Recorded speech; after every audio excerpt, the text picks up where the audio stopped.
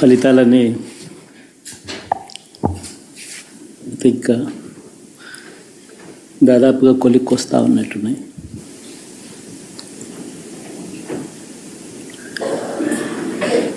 చూసిన ఫలితాలు జరిగిన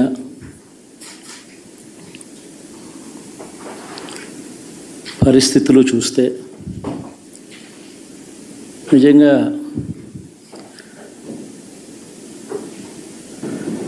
ఆశ్చర్యంగా కూడా ఉన్నాయి.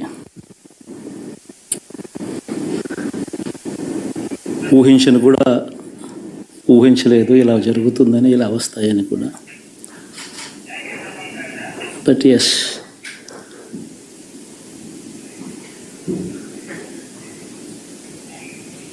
అమ్మఒడి అందుకున్న 53 లక్షల మంది తల్లులకు మంచి చేసినాం, పిల్లలు బాగుండాలి, వాళ్ళ చదువులు బాగుండాలని తాపత్రయపడుతూ అడుగులు వేశాం. మరి అక్క చెల్లెమ్మల ఓట్లు ఏమయ్యాయో తెలీదు. 66 లక్షల మంది అవ్వాతాతలకు, వితంతులకు, వికలాంగులకు గతంలో ఎప్పుడు జరగని విధంగా మంచి చేసాం. వారి కష్టాల్లో తోడుగా ఉంటూ, వారి కష్టాన్ని అర్థం చేసుకుంటూ, వారి ఇంటికే పంపించే వ్యవస్థను సైతం తీసుకొస్తూ, గతంలో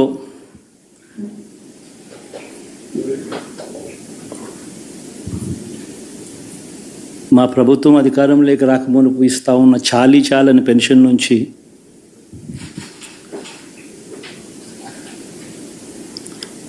ఎంతో మంచి చేస్తూ అడుగులు వేసినా కూడా ఆ అవ్వాతాతలు చూపిన ఆప్యాయత ఏమైందో కూడా తెలియడం లేదు. దాదాపుగా 1,05,00,000 మందికి పొదుపు సంఘాల అక్క చెల్లెమ్మలకు మంచి జరిగిస్తూ, వారి కష్టాలనే మా కష్టాలుగా భావిస్తూ, ఇచ్చిన ఏ మాట తప్పకుండా అన్ని రకాలుగా వాళ్ళకు అండగా ఉంటూ, ఆసరాతో తోడుగా ఉన్నాం,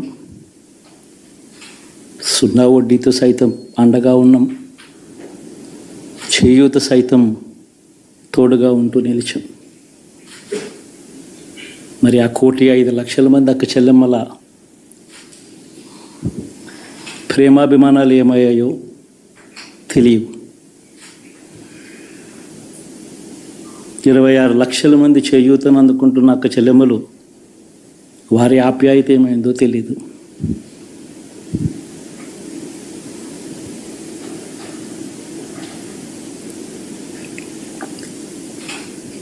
పిల్లల చదువుల కోసం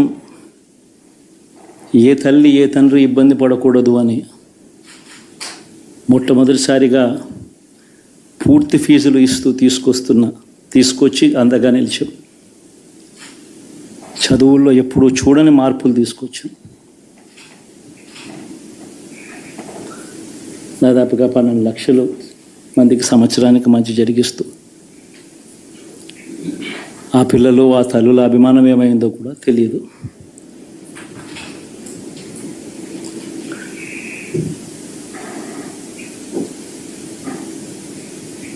దాదాపుగా 54 లక్షల మంది రైతన్నలకు గతంలో ఎప్పుడూ చూడని విధంగా, జరగని విధంగా పెట్టుబడికి సహాయంగా అందించే కార్యక్రమం మొట్టమొదటిగా జరిగింది మన ప్రభుత్వం వచ్చాకే.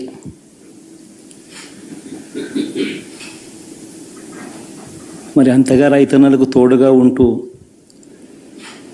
రైతన్నలకు రైతు భరోసా ఇవ్వడం కానీ, సమయానికే వారికి ఇన్పుట్ సబ్సిడీ ఎప్పుడు జరగని విధంగా సీజన్ ముగిసేలోగానే ఇచ్చే కార్యక్రమం కానీ,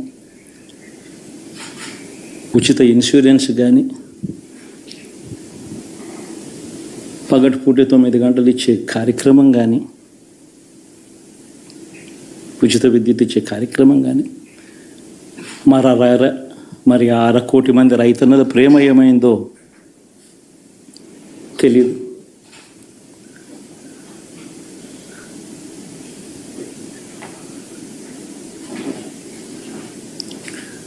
మరి ఇన్ని కోట్ల మందికి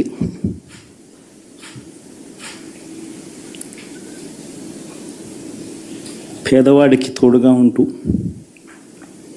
ఆటో డ్రైవర్లు నడుపుకుంటా ఉన్నవాళ్ళు ఆటోలు తోలుకుంటూ టాక్సీలు తోలుకుంటూ ఇబ్బంది పడకూడదని వారికి అండగా ఉంటూ వాహనమిత్ర, నేతన్నలకు అండగా ఉంటూ నేతన్న నేస్తం, మత్స్యకారులకు తోడుగా ఉంటూ మత్స్యకార భరోసా, ఫుట్పాత్ మీద చిన్న చిన్న ఇడ్లీ షాపులు పెట్టుకొని నడుపుకుంటూ, చిన్న చిన్న బంకులు పెట్టుకొని నడుపుకుంటూ, చిన్న చిన్న వ్యాపారాలు చేసుకుంటా ఉన్న వీళ్లకు, నా అక్క చెల్లెమ్మలకు, నా అన్నదమ్మలకు మంచి జరగాలని ఆరాటపడుతూ వాళ్ళకు ఒక తోడు, నా రజకులకు, నా నాయి బ్రాహ్మణులకు, నా టైలర్లకు అని అండగా ఉంటూ వారికి ఒక చేదోడు. మరి ఇన్ని లక్షల మందికి ఇంత మంచి చేసి, ఇన్ని కోట్ల మందికి, లక్షలు కూడా కాదు, కోట్ల మందికి మంచి జరిగించి, ఎప్పుడు జరగని విధంగా మేనిఫెస్టో అంటే ఒక చెత్తబుట్టలో పడేసే డాక్యుమెంట్ కాదు. ఒక మేనిఫెస్టో అంటే ఒక బైబిల్ అని, ఒక ఖురాన్ అని, ఒక భగవద్గీత అని మొట్టమొదటి రోజు నుంచి కూడా భావిస్తూ ఏకంగా 99% వాగ్దానాలు అమలు చేసి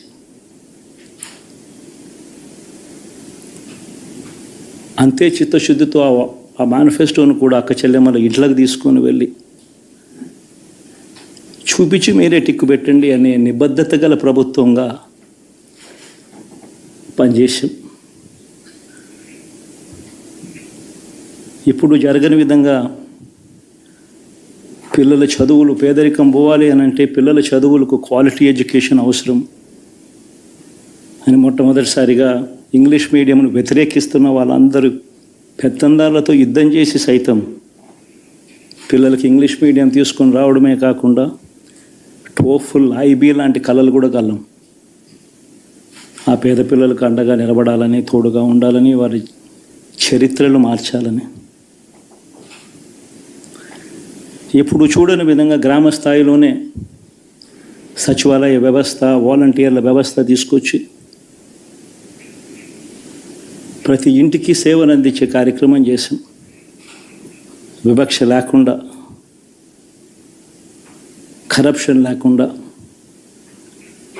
దాదాపుగా 2,70,000 కోట్ల రూపాయల పైచిలకు ఇంటి వద్దకి అందించగలిగాం.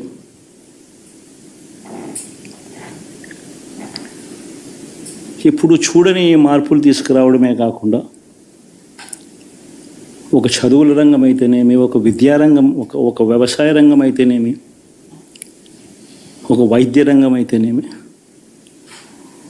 ఏ పేదవాడు ఎప్పుడూ ఇబ్బంది పడకూడదు అని ఎప్పుడు ఊహించని విధంగా మార్పులు తీసుకొస్తూ పేదవాడికి అండగా నిలబడగలిగాం. విమెన్ ఎంపవర్మెంట్ అంటే ఇది, మహిళా సాధికారత ఇది అంటే ఇది అని ప్రపంచానికి చాటి చెప్పగలిగాం. సోషల్ జస్టిస్ అంటే, సామాజిక న్యాయం అంటే ఇది అని ప్రపంచానికి చూపించగలిగాం. మరి ఇన్ని గొప్ప మార్పులు చేసిన తర్వాత, ఇన్ని కోట్ల మందికి మంచి జరిగిన తర్వాత మరి అభిమానం ఏమైందో, నా ఆప్యాయత ఏమైందో తెలీదు.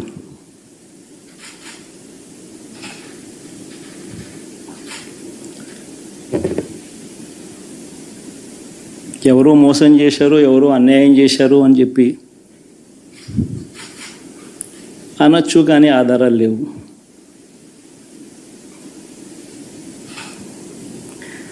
ఏం జరిగిందో దేవుడికి తెలుసు. పెద్ద నేనైతే చేయగలిగింది ఏమీ లేదు. ప్రజల తీర్పు తీసుకుంటాం, కానీ మంచి చేయడానికి మాత్రం ప్రజలకు తోడుగా ఖచ్చితంగా ఉంటాం. వాయిస్ ఆఫ్ ది వాయిస్లెస్ కింద ఈ పార్టీ తాను చేయాల్సిన పని తప్పకుండా చేస్తుంది. పేదవాడికి అండగా ఉండే కార్యక్రమంలో ఎప్పుడూ కూడా పేదవాడికి తోడుగా ఉంటూ గలం విప్పుతుంది, పేదవాడికి అండగా నిలుస్తుంది. పెద్ద పెద్ద వాళ్ళ కూటమి ఇది, ఢిల్లీలో సైతం శాసించే పరిస్థితుల్లో ఉన్న కూటమి ఇది. ఆ కూటమిలో ఉన్న బీజేపీకి, ఆ కూటమిలో ఉన్న చంద్రబాబు గారికి, ఆ కూటమిలో ఉన్న పవన్ కళ్యాణ్ గారికి, అందరికీ కూడా వాళ్ళ గొప్ప విజయానికి అభినందనలు.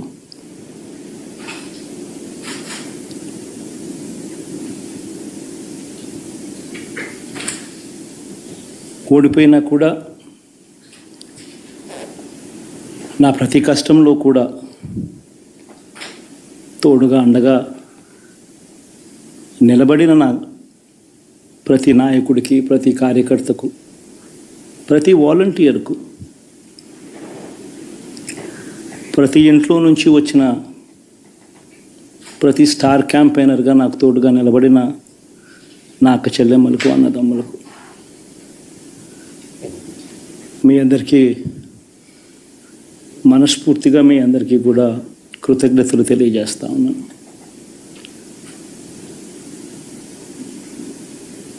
ఏం జరిగిందో తెలియదు, కానీ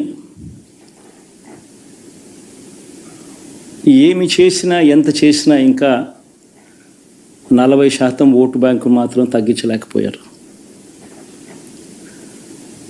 ఖచ్చితంగా మళ్ళీ ఇక్కడి నుంచి లేస్తాం.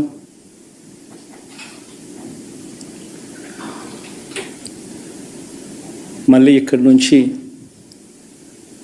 గుండె ధైర్యంతో నిలబడి మళ్ళీ లేస్తాం.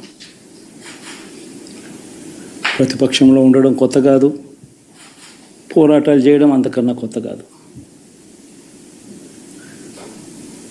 నా రాజకీయ జీవితం అంతా కూడా ప్రతిపక్షంలోనే గడిపా, ఈ 5 సంవత్సరాలు తప్ప. పోరాటాలే చేశా.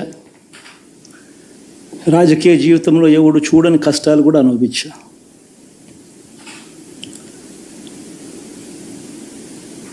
ఇప్పుడు అంతకన్నా కష్టాలు ఏదైనా పెట్టినా కూడా సిద్ధంగా ఉన్నాం, సిద్ధంగా ఎదుర్కొంటాం.